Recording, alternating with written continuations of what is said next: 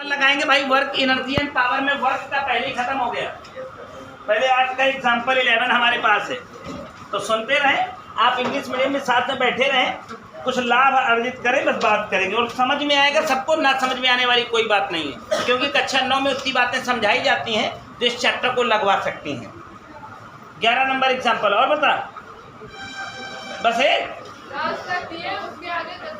चलो, मतलब हमको मिला के 11, 12, 13, 14, 15, 16 बताएं। हाँ, वैसे तो हमने कहा था कि तुम ना लगाना, थोड़ी थोड़ी बातें सभी लोग समझें, सुनना, पूरी बात करें। 5 ग्राम की एक गेंद 1 किलोमीटर की ऊंचाई से गिर रही है, 50 मीटर पर सेकंड के वेग से पृथ्वी से टकराती है, तो किए गए कार्य की गणना कीजिए। गुरुत्वीय बल द्वारा, अज्ञात प्रतिरोधी बल द्वारा। सुनिए पूरी बात, मैं अंग्रेजी और हिंदी दोनों में एक्सप्लेन करता हूँ। बोला कितने ग्राम की एक बॉल है? 5 ग्राम की। कितने ग्राम की है? 1 किलोमीटर हाइट तक गिरती है। कितने? 1 किलोमीटर हाइट तक वो गिरती है, और 1 किलोमीटर हाइट पर गिरने के बाद जब जमीन पर टकराती है तो इसकी रफ्तार मात्र 50 मीटर पर सेकंड ही होती है। मात्र। भाई ये गलत बात है, ये न्याय विरुद्ध है, नियम विरुद्ध है। अच्छा आप बताओ, आप 1 किलोमीटर ऊंचाई से जब गिरेंगे तो धरती पर आपकी रफ्तार 50 नहीं बल्कि 500 होनी चाहिए अप्रॉक्सीमेट। नहीं होनी चाहिए? मेरी बात पर विश्वास ना आता हो, चेक करवा देता हूँ। धरती पर आ गिरने के लिए v² = u² + 2as। Initial velocity 0 है, a की वैल्यू की जगह पर g आने वाला है, और 1000 मीटर की ट्रैवलिंग करी है आपने, तो 10 की पावर 4 तो यही हो गया। वर्गमूल लेंगे तो 10 की पावर 2 आएगा, और √2 1.41, तो 141 मीटर पर सेकंड कम से कम होनी चाहिए। जमीन पर आते आते विज्ञान कहता है कि इसकी रफ्तार कितनी होनी चाहिए, लेकिन है कितनी? क्यों? क्यों? क्योंकि हवा ने लगातार रेजिस्टेंस ड्रैग किया होगा। ऐसा इसलिए हुआ है क्योंकि 5 ग्राम की सिर्फ बाल है, और 5 ग्राम की बाल काफ़ी हल्की होती है, उसके ऊपर एयर ड्रैग बहुत लगा होगा। एयर ड्रैग ने इसको नीचे लाते लाते इसकी रफ्तार कम कर दी है। तो आपसे 2 प्रश्न पूछे गए हैं, ग्रेविटेशन फोर्स द्वारा वर्क डन कितना हुआ, और जो अज्ञात प्रतिरोधी बल है उसने कितना वर्क डन किया। तो पहला प्रश्न तो एकदम सिंपल है, ग्रेविटेशन फोर्स जो वर्क डन करता है वो पोटेंशियल एनर्जी की एनर्जी ही वर्क है, वर्क ही एनर्जी है, कल बताया गया था। तो वो किसके बराबर? mgh। यम कितने ग्राम? ग्राम के क्या बनाने का? जी की वैल्यू 10 रख लेते हैं। कै मीटर ट्रैवल किया है? 1 किलोमीटर, अर्थात 1000 मीटर। काट दिया तो कितने जूल? तो ग्रेविटेशनल फोर्स जितना ये नीचे ट्रैवल करके आई है उतना ही ग्रेविटेशन वर्क होगा, करे गुरुत्वीय बल द्वारा कृत कार्य, जो कि आंसर है 50 जूल, जो कि आंसर है। अब दूसरा सवाल थोड़ा खतरनाक है, कह रहा है अज्ञात प्रतिरोधी बल ने कितना काम किया। तो सुनिए पहले मेरी बात, जब ये जमीन पर टकराई थी तो इसकी रफ्तार कितनी थी? 50। तो इसकी काइनेटिक एनर्जी हम पता लगा सकते हैं जमीन पर, हाफ एम मास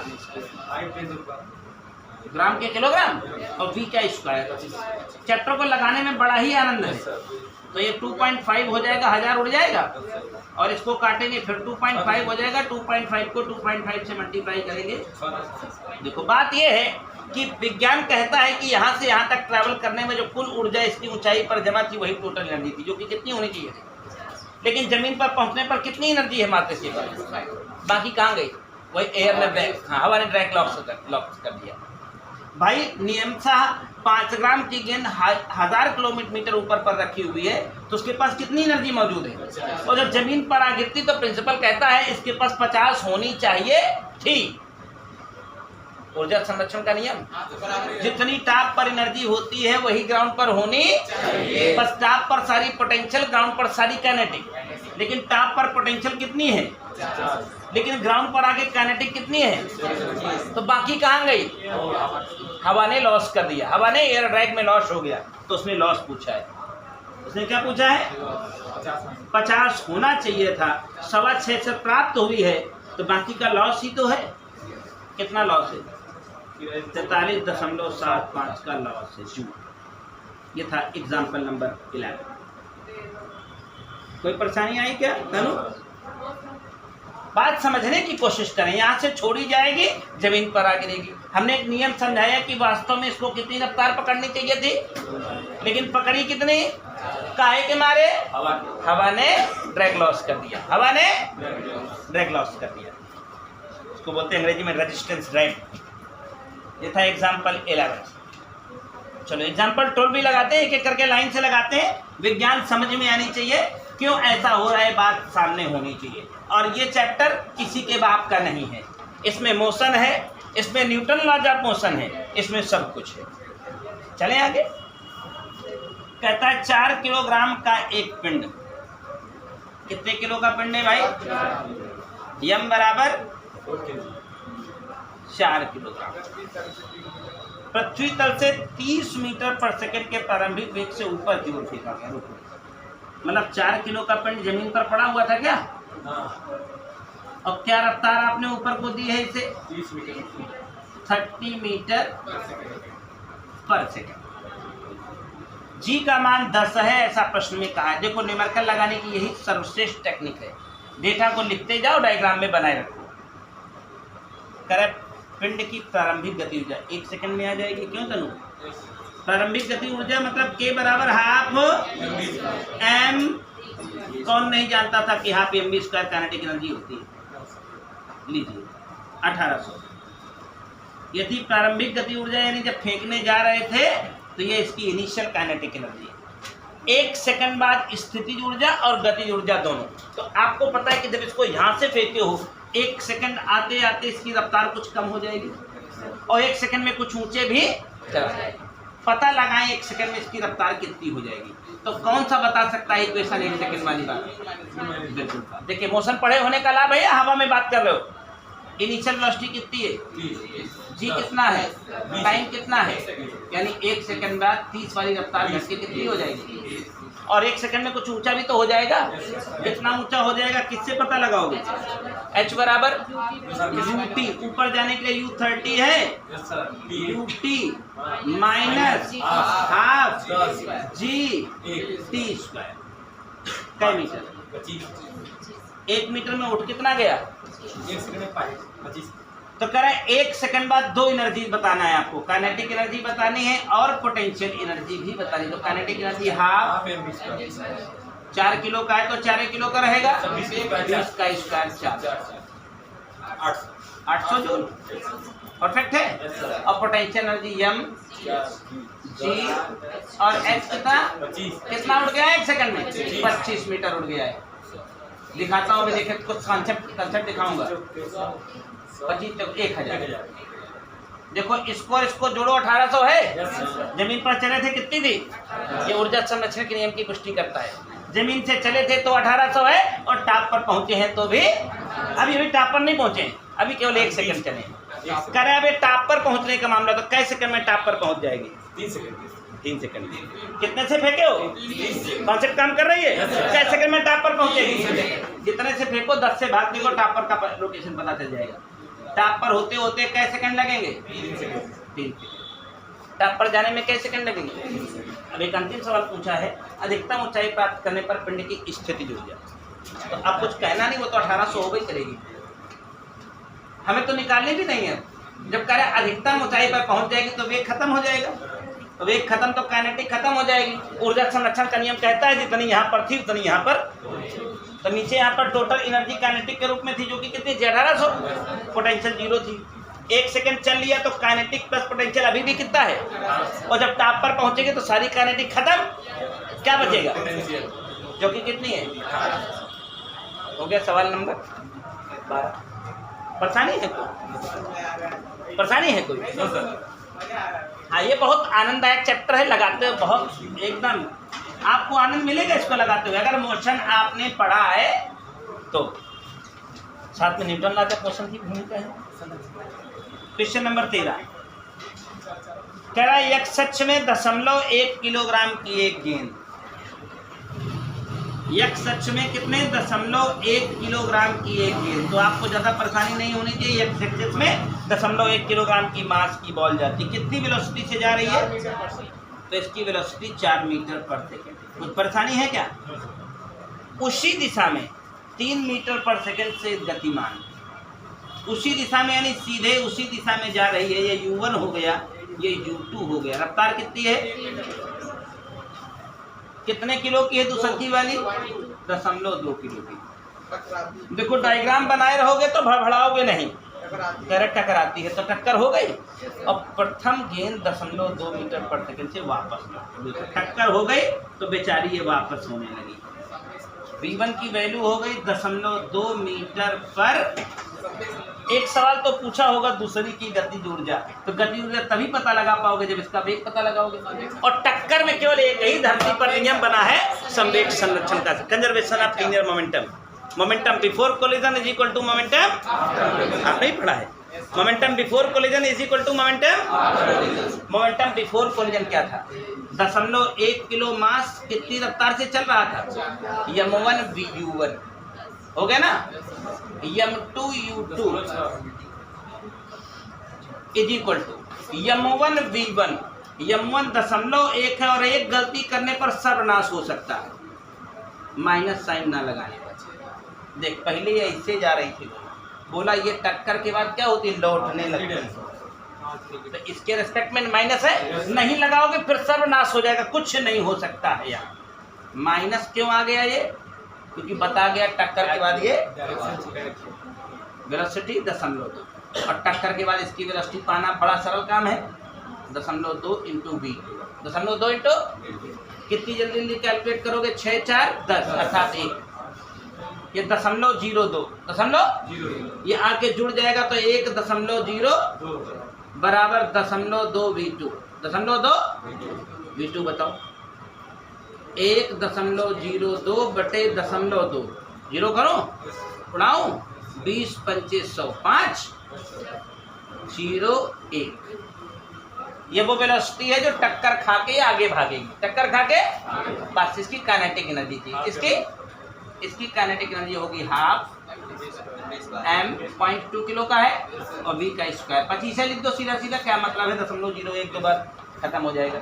दशमलव उड़ा करके यहाँ पहुँचा दो, इसको काट डालो, 2.5 जूल आंसर। थोड़ा ज़्यादा भी हो सकता है, जरा सा दशमलव है क्या? 3.6 नहीं, क्या ज़्यादा अंतर है? इतना नहीं होना चाहिए। हाँ कुछ गड़बड़ हुआ है, मास आज का कुछ, इसमें थोड़ा चेक करो एक बार। 0.1 है और 4 मीटर पर सेकंड है। उसी दिशा में 3 मीटर पर सेकंड से 0.2 किलो की जाती है। 0.2 इंटू 3। हाँ कैलकुलेशन में कुछ गड़बड़ हुई, चेक कर लेता हूँ, अभी रुको। 3 इंटू 0.2 करेंगे तो 0.6 आएगा ना, इन्हीं का गड़बड़ है क्या देखता हूँ, चेक कर लेता हूँ। और 4 इंटू 1 करेंगे 0.1 तो 1 आएगा। हाँ इस जगह गड़बड़ है, देखो इनकी गड़बड़ है, हमारी गड़बड़ नहीं है सर। इसका मास 0.1 किलो है, इसकी वेलोसिटी गलत बोली है इन्होंने। क्वेश्चन में 0.2 बोली गई है ना। टक्कर के बाद प्रथम गेंद 0.2 मीटर पर सेकंड। ना ना ना, ये एक्चुअली वेग 2 था। बस हो गया, कोई नहीं। अभी बात समझ में आ गई कि नहीं? टक्कर के बाद 0.2 मीटर से पीछे लौट के कितने वेग से पीछे लौट रही है? इस क्वेश्चन में जो लिखा था मैंने वो कैलकुलेट किया। और जब यहाँ पहुँचा मुझे थोड़ा डाउट हुआ था, क्योंकि ऐसा होता नहीं है कभी। तो चलो कोई नहीं, ये 2 हो गया। तो जिसको 1.02 कह रहे थे वो 1.2 हो गया। जब इसको 1.2 कहा तो ये 6 आ गया। ये कितना आ गया? और जब ये 6 आ गया तो ये हाफ यम हो गया 0.2 और v का स्क्वायर 36। आप समझ गए ना? एक बार मुझे फील हुआ था कि यार ये वेग कभी ऐसा 0.2 मीटर पर सेकंड कौन लौटता है। अब गया था तो 4 मीटर पर सेकंड से, टक्कर मारेगा तो 2 मीटर पर सेकंड से लौटेगा ना। तो अभी समझ में आ गई बात? ये माइनस साइन का चक्कर क्लियर हुआ? क्योंकि मोशन है, मोशन में वेक्टर v है और तुमने कहा संवेग। संवेग एक सदिश राशि है, संवेग सदिश। सदिश में अगर इधर को जा रही है तो प्लस कह लिया है, तो वापसी वाले को माइनस नहीं कहोगे, नहीं कहोगे तो नाश हो जाएगा, खत्म। तो इसका देखो, अब ये पढ़ा करते तुमने न्यूटन लॉज ऑफ मोशन। काम कहाँ कर रहा है? वर्क एनर्जी पावर में। अच्छा, इसमें वो एनर्जी जैसा था ही क्या? Main concept of conservation of momentum है ना। तुम यदि ये वेग नहीं निकाल पाते तो तुम काइनेटिक एनर्जी निकालोगे इसकी वेलोसिटी निकल गई तो हमने काइनेटिक एनर्जी के फॉर्म में पुट कर दिया। परफेक्ट है।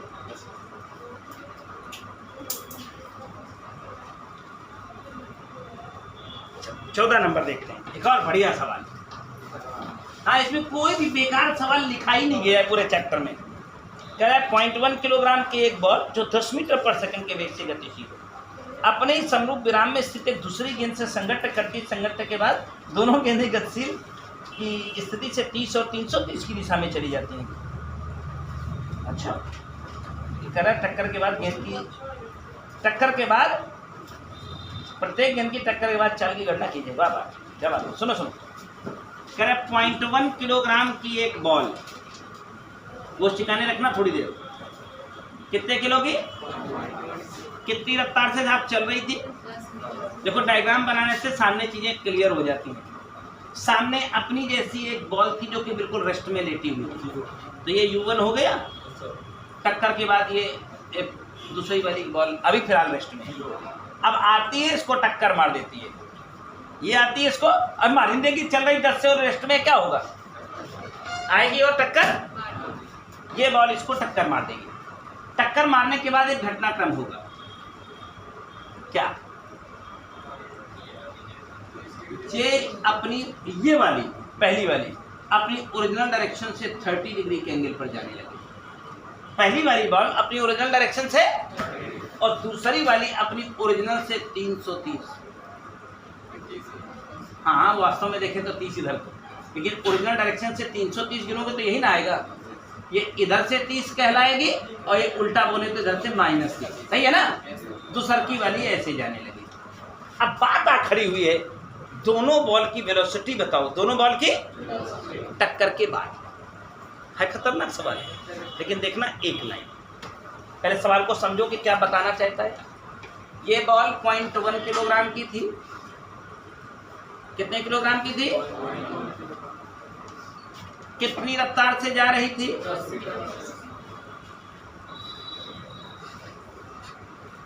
दूसरी बॉल जो थी वो भी 0.1 किलोग्राम की थी, मास सेम है, मास, लेकिन ये रेस्ट में। U2 क्या थी, ये आती है, इसको टक्कर मारती है और अपनी डायरेक्शन, तो इसकी यही डायरेक्शन थी ना पहले, अपनी डायरेक्शन से 30 डिग्री के एंगल, अपनी डायरेक्शन से, तो ये एंगल कितना बनाने लगा, और मास उसका अभी भी 0.1 किलोग्राम है, वही बॉल है ना ये वाली, और कितनी वेलोसिटी से इधर जाने लगी पता नहीं, तो इसकी वेलोसिटी को V1 कहना पड़ेगा। क्या कहना पड़ेगा, और दूसरी वाली अपनी ओरिजिनल डायरेक्शन से 330, तो इसकी ओरिजिनल डायरेक्शन यही थी ना, कि डायरेक्शन 330 का एंगल बनाएगी, तो कहाँ मतलब है 330 है, तो 30 है ना उल्टी डायरेक्शन, 330 मतलब यहाँ से 330 गिनोगे तो कितना बचेगा, मास वही है m 0.1, लेकिन इसकी अपनी वेलोसिटी टक्कर के बाद कुछ नई होगी ना, क्या मानना पड़ेगा। अब नियम एक, टक्कर के पहले, लेकिन बवाले जान जिंदगी हैरान, कंसेप्ट नहीं पता, हवा नहीं लगेगी, सवाल में बताता हूँ। देखो जब एंगल का मामला आ गया, सारा खेल है वेक्टर है, ये मोमेंटम वेक्टर है ना, ये मोमेंटम एक सदिश राशि है, तो इसका मास इंटू वेलोसिटी करेंगे तो 0.1 इंटू V1 नहीं होगा, इसके कंपोनेंट तोड़ देंगे, 0.1 V1 cos थीटा 30, एक cos 30, और दूसरा वाला 0.1 V1 sin 30। कुछ नहीं है क्या, इसका मास इधर को भगा जा रहा है, तो 0.1 V2 है इसका मोमेंटम, इधर की तरफ इसका कंपोनेंट तोड़ेंगे तो 0.1 V1 cos 30, V2 cos 30, और एक निचवे को आ जाएगा 0.1 V2 sin 30। देखिए लेवल है इसमें। अब कंपोनेंट टूट गए, अब इसमें दो कहानियां, क्योंकि इसमें वर्टिकल और हॉरिजॉन्टल का मामला आ गया है, तो टक्कर के पहले का क्षैतिज संवेग बराबर टक्कर के बाद का क्षैतिज संवेग। Horizontal momentum before collision is equal to horizontal momentum after collision, और इस केस में vertical momentum before collision is equal to vertical momentum after. कोई और रास्ता ही नहीं है इस सवाल को लगा लेने का, चाहे जो विद्वान खड़ा रहे, लेकिन जो मैं लगा रहा हूँ वो एक लाइन का है, अब खत्म होने वाला है। टक्कर के पहले का क्षैतिज संवेग, भाई साहब टक्कर के पहले ये 0.1 किलो वाली बॉडी कितने से चल रही थी, और दूसरी 0.1 वाली रुकी थी। टक्कर के पहले क्षैतिज, अब टक्कर के पहले का क्षैतिज हो गया, और टक्कर के बाद का ये दोनों का क्षैतिज है कितना, 0.1 V1 cos 30, प्लस 0.1 V2 कुछ नहीं है, ये गया 0, ये हो गया 1। एक समीकरण तैयार है, 0.1 इंटू √3/2 कॉमन बैठा है, ब्रैकेट में क्या आने वाला है इज इक्वल टू, बस खत्म। एक इक्वेशन, टक्कर के पहले का वर्टिकल मोमेंटम, टक्कर के पहले का ए भाई, जब टक्कर नहीं हुई तो सीधे जा रही थी ना, तो टक्कर के पहले का वर्टिकल मोमेंटम इसका 0 है, और ये तो बेचारी रुकी हुई थी तो वो 0 है। टक्कर के बाद एक का वर्टिकल मोमेंटम आसमान को जा रहा है, V1 sin 30 और माइनस गड़बड़ाए दिन भैया V2 sin 30, ये माइनस काहे लगाई दी है, एकवा ऊपर इसके आगे वेक्टर है तो अगेंस्ट में चला गया, निगेटिव नहीं लगाओगे सर्वनाश। अब यहाँ से एक चीज पता चल गई, V1 बराबर V2 का भैया ये 0 है भाई, एक ऐसे भेज देवे 1/2 दशमलव सब कट गए, क्या बचा V1 की जगह V2 जो है, V2 की जगह V1 यहाँ चिपका दीजिए और एक कोई V1 आ जाएगा, जो V1 होगा वही आंसर मैच कराना, उड़ा दे तो 0 हो जाएगा, हो जाएगा। 1/3/20 V1 और V1 दोनों V1 कर दो क्या, अबे नियम बता दिया ना, पकड़ा था। V1 का मान 10/√3, 10/, बहुत कम अगर खाते हो तो ऐसे लिख लो 10/3 इंटू √3, और ज्यादा परेशान हो तो 17.3/3, और कैलकुलेशन करें तीछन 3 चौका और बस चेक कर, 5.78 आ रहा है, 5.78 सही चल रहा है, ये भी सब सही चल रहा है कैलकुलेशन। अरे साला तभी तो गड़बड़ हो गया बस भाई टोपा तुम लोग बताते नहीं हो, 15 कहाँ जाएगा भाई कुछ भी किचन में 18 वहाँ 17 लेके जा रहे हैं, हाँ ठीक है बढ़िया है, चले तो नहीं सोचे आया कि नहीं, सवाल देख रहे हैं क्या, सवाल की प्लानिंग हमेशा 2 लाइन है, अब किताब को पढ़ोगे तो पगला जाओगे, बुद्धि भ्रष्ट हो जाएगी, समझ नहीं आएगा क्या हो रहा है, आएगा भी नहीं। देखो सामान्य सी बात है, टक्कर हुई है तो टक्कर का एक ही नियम पूरे ब्रह्मांड में, संवेग संरक्षण का नियम, टक्कर के पहले का संवेग बराबर टक्कर के, लेकिन यहाँ बात यह है कि इतना स्टैंडर्ड सवाल उठा दिया गया है, अरे आर है मार दिया है, एक ऐसे भागा है एक ऐसे भागा है, बताओ क्या होगा, ये एंगल घुमाना बड़ी बात थी, एक 30 डिग्री पर दूसरा 300। अब तुम इस सवाल को कभी खुद से पढ़ोगे पता भी चलेगा यार क्या हो रहा है। आया पहले ये चल रहा था, ये रुका था, आया इसने इसको टक्कर मारी और टक्कर के बाद दोनों कण अपनी प्रारंभिक दिशाओं से, दोनों में से ये पहला हो गया और ये अपनी ओरिजिनल डायरेक्शन से कितने पर घूमा, तो दूसरा कितने पर घूमा, तो 330 ऐसे ना घूमोगे तो इधर से कितना हुआ 30। चलो टक्कर के पहले का संवेग बराबर टक्कर के, लेकिन इसमें घटनाएं बड़ी हैं, जो इधर भागने लगा है मास तो 0.1 है, वेलोसिटी का पता नहीं, टक्कर के बाद की नई वेलोसिटी का क्या नाम देते थे V1, टक्कर के पहले U1 U2, टक्कर के बाद V1 V2, इसका V2 नाम दिया, इसका संवेग 0.1 V1 हुआ, इसका संवेग 0.1 V2 हुआ, घटक तोड़े 0.1 V1 cos 30, 0.1 V1 sin 30, 0.1 V1 cos 30, V2 cos 30, 0.1 V1 sin 30, up down left right. तो मोमेंटम हॉरिजॉन्टल मोमेंटम पीछे के लिखना चाहिए, टक्कर के पहले का क्षैतिज संवेग बराबर टक्कर के बाद का, टक्कर के पहले सिर्फ ये चल रहे थे साहब, सीधे ही चल रहे थे, मास इनटू वेलोसिटी लिखी गई है, ये रेस्ट में पड़े थे 0। टक्कर के बाद इनका क्षैतिज कितना बचा है 0.1 V1 cos 30, टक्कर के बाद इनका हॉरिजॉन्टल कितना बचा है 0.1 V2 cos 30। एक इक्वेशन ये तैयार, हमने इसको ऊपर सिंप्लीफाई करके लिखा था यहाँ पर हमने देखा यहाँ पर क्या कॉमन है, √3/2 कॉमन है, 0.1 कॉमन है, बाहर चला गया, V1 + V2 ब्रैकेट में और यहाँ लिख कर छोड़ दिया। अब हमको तैयारी थी कहीं से V2 मिले तब तो V1 आएगा।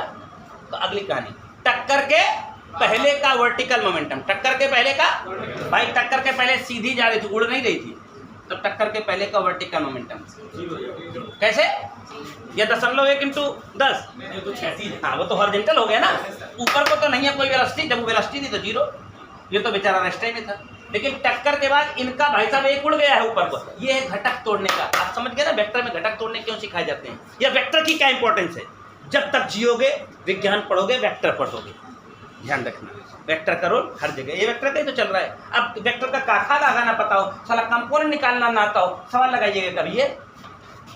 तो इसका एक कंपोनेंट ऊपर गया तो ऊपर वाले को प्लस कहा तो नीचे वाले को, बस इसने गेम चेंजर किया, इसने गेम चेंजर साबित हुआ है। यहाँ से पता चल गया V1 बराबर, अरे 75 करके मारोगे सब कटा जाएगा, क्या बचेगा? V1 की जगह V2 या V2 की जगह V1 रखा तो क्या आ गया? एक आ गया, एक आ गया, दूसरा भी उसी के बराबर होगा। वही पूछा था, कोई परेशानी? कुछ और भी पूछा था? हाँ, टक्कर प्रत्यास्थ है अथवा अप्रत्यास्थ, बताते हैं, थोड़ा सा रोशनी डालते हैं। एक इलास्टिक और परफेक्ट, हाँ इनलास्टिक, एक नई शब्द, नया शब्द आया है। हम इसको एक नए लेवल में ले जाकर के आपको तोड़ने का प्रयास करेंगे। पहले सुनो इलास्टिक कोलिजन का मतलब क्या होता है। कभी कोई बॉल लो ऐसे छोड़ दो, सिर्फ छोड़ना है, मारना नहीं, फेंक, सिर्फ ड्रॉप। ड्रॉप जमीन पे स्ट्राइक करेगी, क्या वो वापस आपकी उसी हाइट तक आ सकती है जहां पर तुमने उसको छोड़ा था? पॉसिबल है? कोई ऐसी चीज, किसी ऐसी मेटल की गेंद बना लो जो वापस आ जाए आपकी हाइट तक। विचार करो, सोचो, यहां से छोड़ो और कोई ऐसी बॉल हो जो वापस यहां तक आ जाए। अगर आ जाती है तो वो टक्कर पूर्णतया प्रत्यास्थ है। टक्कर पूर्णतया, और नहीं आती तो अप्रत्यास्थ। समझ रहे? सुनो, अभी एक प्रत्यास्थ और अप्रत्यास्थ के बीच में भी मामला फंसा हुआ है। सुनो, तुमने नॉर्मली क्या हुआ, इतनी हाइट से बॉल को छोड़ा, वो अगर एग्जैक्टली यहीं पर आ गई तो पूर्णतया प्रत्यास्थ, पूर्णतया माने परफेक्टली इलास्टिक। और अगर वो एक कौ ना उठे, एकदम वापस ना हो, तो पूर्णतः अप्रत्यास्थ, परफेक्टली इन इलास्टिक। कोई ऐसी चीज तुमने देखी दुनिया में जो परफेक्टली इलास्टिक हो, यहां से छोड़ दो यहीं तक आ जाए? हम बताते हैं, है दुनिया में एक चीज, हाथी का दांत, रबर वाली बॉल नहीं, वो जो स्पंज वाली होती वो भी वापस नहीं आएगी। हाथी का दांत देखा है? लगे हुए असली में, उसका दांत कटवा लो। पहली बात तो इलीगल है, मामला 1,00,000 2 लाख का भी नहीं है, वो 50 लाख से ऊपर का मामला है, कई बार करोड़ में या फिर 5 करोड़ तक का। हाँ, हाथी का दांत जो है वो मिनिमम 50 लाख का मामला है, दोनों दांत का। खराब क्वालिटी के दांत हो, छोटे दांत हो, तो अफ्रीकन हाथी के दांत इतने बड़े बड़े हो जाते हैं, वो दांत कटता है तो 5 करोड़ में जाता है, और बनती है महिलाओं की ज्वेलरी। हाँ जी, सबसे महंगे। उसका अगर एक बॉल बनवा लें आप, वो परफेक्टली इलास्टिक बॉडी साइंस ने मानी है, उसको छोड़े तो यहीं तक आएगा वापस। और बाकी परफेक्टली इलास्टिक में बहुत सारी चीज़ें हैं। भैंस गोबर करती है, देखा होगा, 5 से नीचे गिरता है, वापस रिबाउंड एकदम रिबाउंड नहीं होता है, परफेक्टली इलास्टिक। हाँ, है मटेरियल की बात कर रहा हूँ ना, है दांत का, तुम्हारे जैसा दांत हाथी का नहीं होता है। जैसा तुम्हारा दांत है ऐसा दांत हाथी का नहीं होता है। हाथी दांत को परफेक्टली इलास्टिक विज्ञान ने माना है। रबड़ की तरह होता है। बेशक बेशक है वो दांत, लेकिन हाँ हाइट तक आएगा। अगर मिले तो प्रैक्टिकल कर सकते हैं, मिलना नहीं है वैसे, लेकिन विज्ञान में लिखा है तो मैंने आपको बताया है। समझ रहे हैं? फोर्स लगा के नहीं फेंकना, सिर्फ छोड़ देना है, वो जाएगा, जमीन से टकराएगा, सेम वेलोसिटी से रिबाउंड होकर वहीं तक आएगा। ऊपर नहीं, ऊपर जाएगा तो फिर एक दिन ऊपर ही चला जाएगा, फिर वापस कभी नहीं आएगा। ऐसा तो कुछ हो तो शाम को छोड़ के चले जाओ, जब सवेरे आओ वापस मिलेगा छत। Original piece. ये लगता है कि कल्पना होगा दांत कैसे वापस रिबाउंड हो सकता है, लेकिन हाथी दांत जो होता है वो अगर धरती पर टकराएगा हार्ड सरफेस पर तो उतनी हाइट तक वो आएगा, उतनी हाइट तक वो आएगा। माना गया है, विज्ञान ने कहा है कि परफेक्टली इलास्टिक क्या है, तो हाथी दांत है। हाँ हाँ, वो जो बड़ा सा निकला रहता है वही। वो ऐसे करोड़ों का नहीं है भाई साहब, कुछ कारण है। तो जो हाथी आता है उसके बाद कौन कहते हैं थोड़ी देर में आएंगे, खाली हो जाएंगे तो कहते हैं अभी जाए, भी थोड़ी देर में आएंगे। समझ गया कि नहीं? कहानी समझ आई? जो हाथी लिया था माले माल है। अरे भाई साहब, वो करोड़ों का आदमी है। हाथी जिसके पास है वो करोड़ों का आदमी है। हाथी मर जाता पीछे तो हाँ, मरने के बाद उसकी कोई वैल्यू नहीं। वही दांत निकाल, दांत कभी दांत आता नहीं ना जल्दी। हर हाथी का दांत तुमको कहीं दिखाई देता है? हमेशा दांत नहीं होता उसको, छोटा छोटा रहता है, उसकी बहुत वैल्यू नहीं है, जब बड़ा हो जाता है बड़ा। परफेक्टली इलास्टिक और इनलास्टिक समझ में है? तो एक काम करना, टक्कर के पहले की टोटल एनर्जी निकाल लेना, टक्कर के और टक्कर के बाद की टोटल एनर्जी निकाल लेना। यदि दोनों बराबर हैं, यदि दोनों परफेक्टली इलास्टिक है, परफेक्टली टक्कर के पहले की काइनेटिक एनर्जी हाफ mv², उड़ाया उड़ाया 5 जूल, क्योंकि दूसरा वाला तो रास्ते में था बेचारा। टक्कर के बाद, टक्कर के हाफ 0.1 किलो का, और उसकी वेलोसिटी इतनी 5 पॉइंट, और दूसरे की भी इतनी ही सेम वेलोसिटी है, बोलो है कि नहीं? तो इसका दुगना कर दो, इसका। और अगर कैलकुलेट होके ये वैल्यू और ये वैल्यू अप्रोक्सीमेट पॉइंट में भी अगर दशमलव में अंतर है, बराबर है, तो टक्कर प्रत्याश चेक कर सकते हो। अरे इसमें लड़ाई कैसी? इसका स्क्वायर करो, फिर दशमलव भी तो है भाई साहब, देखिएगा इतना नहीं पहुंचेगा, कभी चाहते कर लीजिए। ऐसे देखो, अगर 6 भी होता है तो 6 से ना 36, और 36 में दशमलव लगा देते तो 3.6, ये है 5, और ये कितनी है? ये और ये एनर्जी बराबर।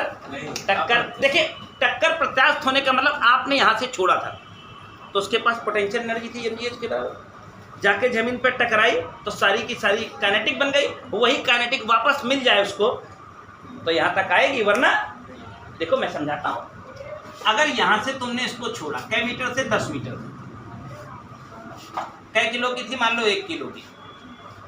और अगर ग्राउंड पर आएगी जब, तो इसके पास सारी की सारी पोटेंशियल जो यहाँ पर mgh मौजूद थी, mgh 100 जूल, तो ग्राउंड पर आने के बाद अगर 100 जूल की 100 पूरी इसकी काइनेटिक में तब्दील हो जाए तो वापसी करेगी, और 100 जूल अगर वापसी में इसके पास काइनेटिक एनर्जी होगी तो ब्रह्मा भी इसको यहाँ तक आने से रोक।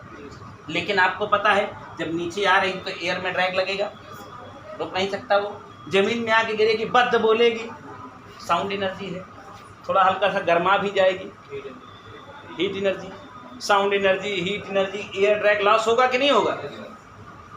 होगा। यदि लॉस होगा तो वापस कभी यहाँ तक, तो इसलिए परफेक्टली इलास्टिक बॉडी एक सिर्फ कल्पना मात्र है, समझ रहे हैं? वरना प्रैक्टिकलिटी में निर्वाह क्या हो, ऐसे हवा में नहीं भाई साहब, वैक्यूम क्रिएट कर दीजिए, एक रूम बना दीजिए जहाँ वैक्यूम क्रिएट कर दिया, तो वैक्यूम क्रिएट करेंगे तो एयर ड्रैग नहीं लगेगा। सरफेस एकदम आइडियल होना चाहिए, हाथी दांत का ही। सरफेस किसका होना चाहिए? जमीन नहीं, बद्ध बोलेगी, खेल खत्म। सरफेस किसका होना चाहिए? हाथी के दांत का। भाई साहब सरफेस भी किसका होना चाहिए? तब हाथी के दांत से हाथी का दांत टकराएगा, सेम वेलोसिटी रिबाउंड करेगा वापसी में और इतना टकराएगा। That's called perfectly elastic. वरना दुनिया में परफेक्टली इलास्टिक एक सिर्फ हाइपोथेटिकल प्रोसेस है, इससे ज़्यादा कुछ नहीं। सवाल समझ में आ गया कि नहीं आ गया? परफेक्टली इलास्टिक समझ में आ गया? कम भाषा में समझना हो, एनर्जी बराबर एनर्जी, पहले की टक्कर के पहले और टक्कर के एनर्जी बराबर है, परफेक्टली इलास्टिक है, भाड़ में जाए। बाकी प्रैक्टिकलिटी में समझना है, भैंस का गोबर परफेक्टली इलास्टिक है, करती है पच, रिबाउंड होता है क्या?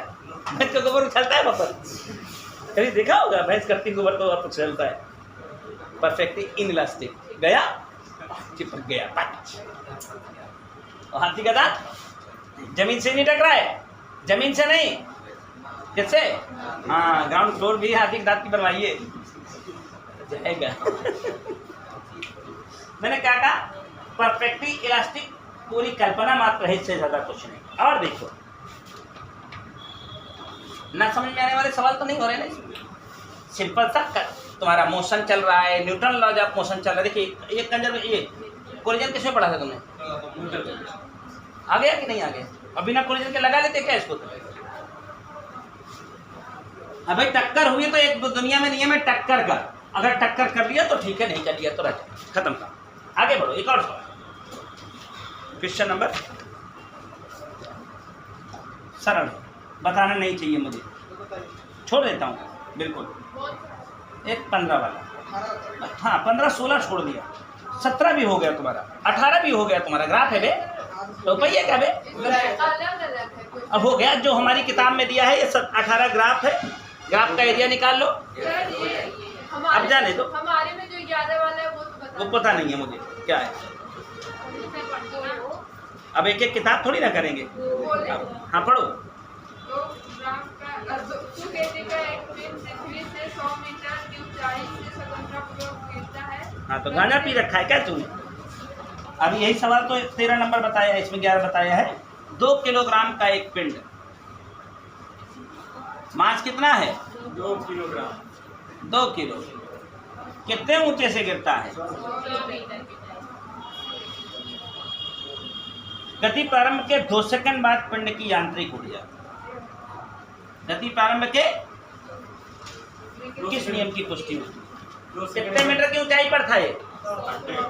तो यहाँ पर केवल पोटेंशियल एनर्जी थी, m g 2000, और 2 सेकंड तक ये चलता रहेगा। इसका वेग बढ़ जाएगा यहाँ पर आके, यहाँ पर काइनेटिक एनर्जी 0 रही होगी ना। 2 सेकंड आते आते इसके पास अच्छी खासी रफ्तार होगी, v बराबर u प्लस जी टी। कितनी रफ्तार गेन करेगा? और 20 की रफ्तार गेन करेगा तो काइनेटिक एनर्जी होगी कि नहीं होगी? Half m v square, 400 joule इसकी काइनेटिक एनर्जी होगी। इसका मतलब बात साफ है, पोटेंशियल एनर्जी होगी इसकी 1600। पोटेंशियल होगी 1600। काहे बता देता मेरी भाई का। 2 सेकंड ट्रैवल करते कितना नीचे आएगा? u 0 होगा, हाफ होगा, g होगा, t का स्क्वायर होगा।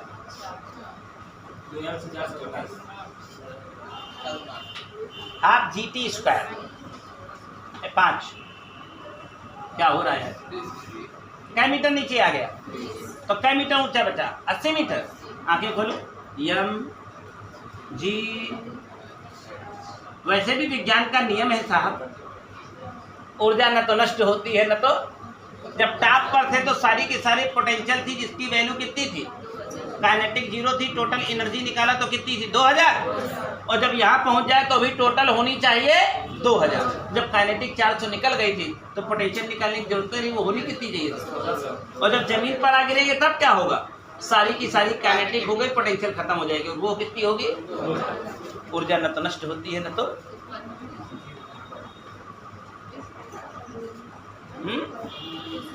तेरा सर वही तो कहा है। और क्या तेरा किस नियम की पुष्टि होती है? ऊर्जा संरक्षण के नियम की।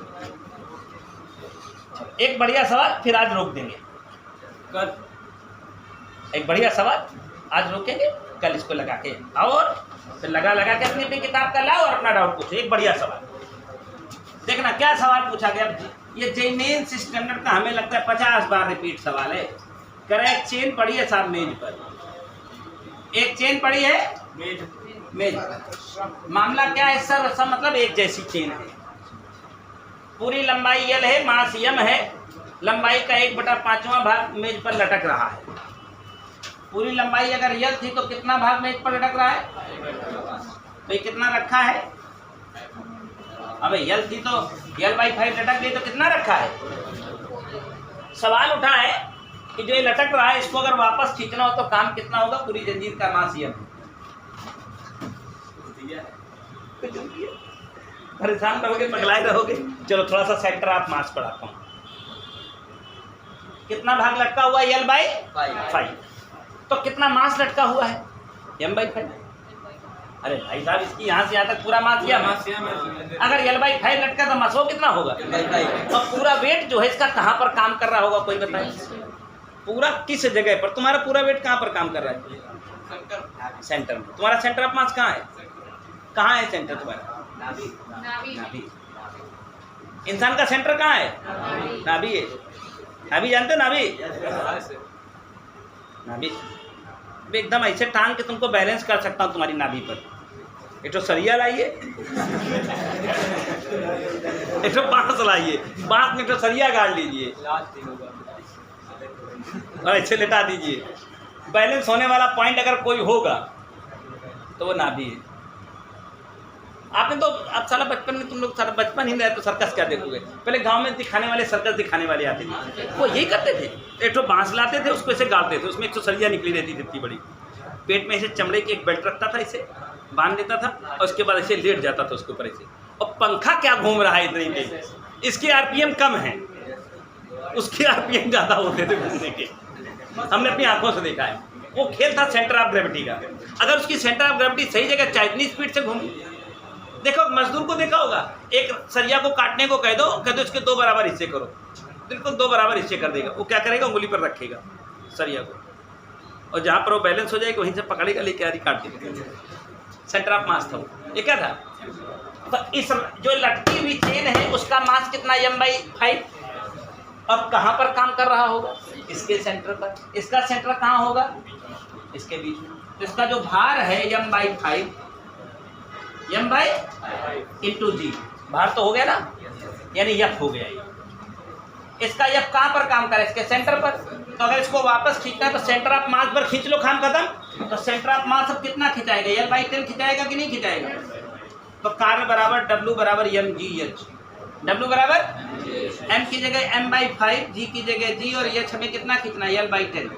आंसर चेक करो, mgh/50, mgl/50, mgl/, सवाल सुनना, कितनी चेन है ये, m/5। L/5 तो मास कितना, m/5। मास कहाँ पर काम करेगा, सेंटर पर। सेंटर पर जो मास काम करेगा वो कितना होगा, m/5g। ये फोर्स हो गया कि नहीं हो गया। और ऊपर खींचना है केवल इसकी सेंटर ऑफ मास भर को खिंचा दीजिए, वरना क्या होगा, पहले आपको कम कम ताकत लगेगी, और जब आप खींच रहे होंगे नहीं पहले ज़्यादा लगेगी। तो इसका टोटल मास m/5। हाँ, पूरा मास m है तो L/5 लटकी, तो पूरा मास कितना हो जाएगा लटका हुआ। सर सेंटर ऑफ मास भी m/5। सिंपल सी बात है, सेंटर ऑफ मास पर कितना, आपका पूरा भार 50 किलो के हैं आप, तो आपका पूरा 50 किलो कहाँ पर केंद्रित है, आपके सेंटर पर। आपका 50 किलो कहाँ है, आप 50 किलो के, आपका 50 किलो कहाँ है, सेंटर पर। ये पेन 50 ग्राम का है, कहाँ है, जहाँ टिक जाए वहीं 50 ग्राम है, जहाँ पर टिक जाए वहीं पर 50 ग्राम है। ना यहाँ है, ना यहाँ है, ना यहाँ है, नहीं, कहाँ है।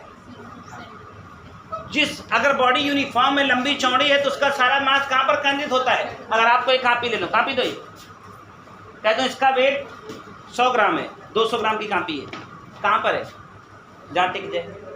क्या यहाँ पर 200 ग्राम है, क्या यहाँ पर 200 ग्राम है, यहाँ पर 200 ग्राम है, यहाँ पर 200 ग्राम, कहाँ है, जहाँ टिक जाए वहीं पर 200 ग्राम है। अब अगर ऐसे मानेंगे तो पूरी यूनिफॉर्मली डिस्ट्रीब्यूटेड है, बट वेट कहाँ पर है इसका, जहाँ पर टिक जाए। ये लंबी लंबी रॉड, इसका वेट कहाँ पर है, सेंटर पर। सेंटर पर टिक जाए तो mg/5 कहाँ पर है, उठाना कितना है, centre of mass. Centre of कितना उठाना है, ये पूरा L/5 उठाना कितना है, कार्य बराबर mgh। तो m की जगह m/5, g की जगह g, h की जगह पर L/। अब आगे कोई और प्रयोजन, कोई और समस्या।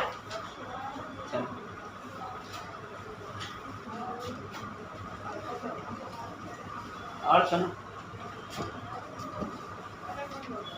अब आप लोग करिए, 20 हो गया, मेरे ख्याल से 7-8 और बचा, बस 9 बचा।